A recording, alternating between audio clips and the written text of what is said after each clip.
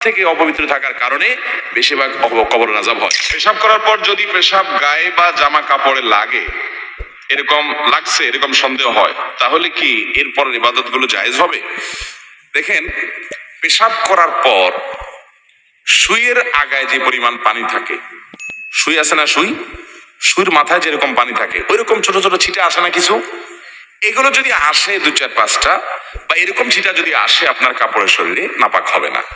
এটার কারণে নাপাক, এটার কারণে অহেতুক পেরেশান হবে না। তবে এগুলো যেন না আসে তার জন্য সতর্ক থাকতে হবে, কারণ ফাইন্না আম্মাতা আযাবিল কবরি মিনহু, নবী সাল্লাল্লাহু আলাইহি ওয়াসাল্লাম বলেছেন ইস্তানজিহু মিনাল বাউল, পেশাব থেকে তোমরা বেঁচে থাকবে, সতর্ক থাকবা, কারণ বেশিরভাগ কবরের আযাব পেশাব থেকে অসতর্ক থাকার কারণে এবং চগলখড়ি একজনের কাছে আরেকজনের কাছে লাগানোর জন্য, সবার কাছে যে ভালো থাকে পিছনে বদনামি করে, এই চরিত্রের কারণে আর এই পেশাব থেকে অপবিত্র থাকার কারণে বেশিরভাগ কবরের আযাব হয়। এই জন্য পেশাবের ফোঁটা থেকে বাঁচে থাকার চেষ্টা করবেন।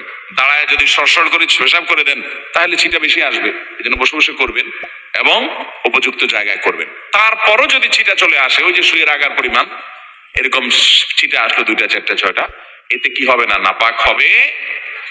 সতর্ক স্বরূপ পায়ে আসছে, পাও ধুয়ে ফেললেন, শেষ।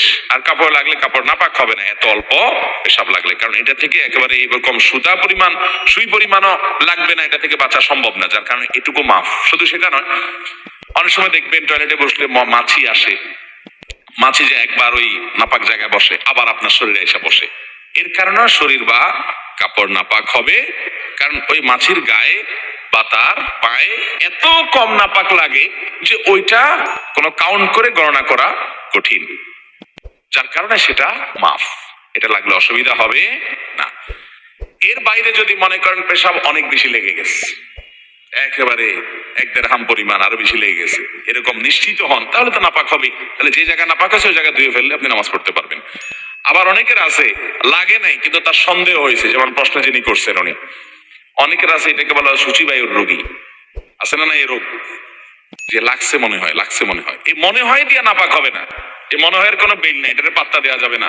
এরকম সন্দেহ রোগের কারণে অনেকে দেখবেন অজু করতে আধা ঘন্টা সময় লাগে, আছে না নেই, অজু করতে আধা ঘন্টা সময় লাগে কেন? তার সন্দেহ হয় মনে হয় একটু শুকনো রয়ে গেছে।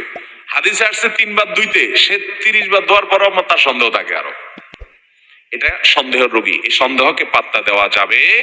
আপনি 3 বার ধুইবেন, ডলবেন, এরপরে যদি আপনার মনে বলে যে মনে হয় শুকনা রয়ে গেছে, ওরে বলবেন তুই দূর হ, আমি হাদিস অনুযায়ী 3 বার ধুইছি, অতএব আল্লাহর সাথে আমি বুঝুম, যা, কোনো টেনশন নেই, টেনশন করবেন না। এই অতিরিক্ত টেনশন করতে অনেকে অজু করতে করতে নামাজ শেষ হয়ে যায়, জামাত শেষ হয়ে যায় 1 রাকাত 2 রাকাত, আছে না নাই?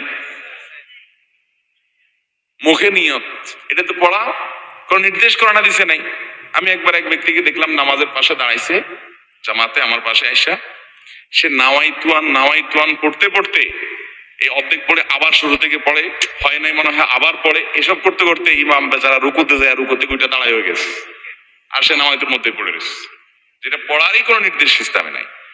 তো যাই হোক, কোন প্রকার সন্দেহের রোগকে গুরুত্ব দেওয়া যাবে। হ্যাঁ, আপনার প্রায় এরকম হয় না, হঠাৎ করে মনে হচ্ছে পেশা ভিজা এবং কাপড়টা মনে পড়ে গেছে, সন্দেহ হচ্ছে, তাহলে ওটাকে ধুয়ে ফেলান, বাস, শেষ। আর যে ছিটার মতো পড়ে ওটার কারণে নাপাক হবে।